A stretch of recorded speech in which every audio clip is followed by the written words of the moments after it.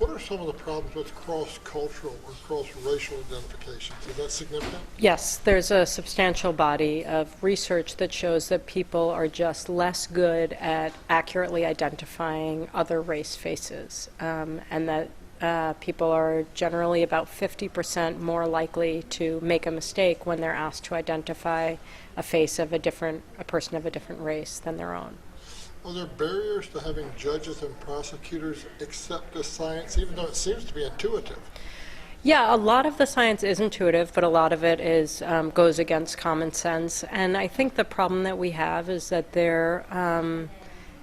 things have been done a particular way for a very long time.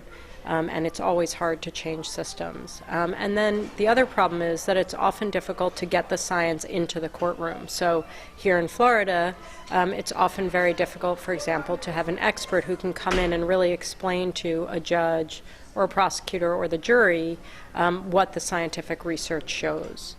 So defense lawyers wind up having a pretty heavy burden trying to educate the court about what the scientific research shows. But we think that that is changing because courts around the country are starting to recognize the scientific research. And in October of this past year, the National Academy of Sciences released a very important report on eyewitness identification in which it talks at great length about all of the research into the factors that can make an identification more or less reliable.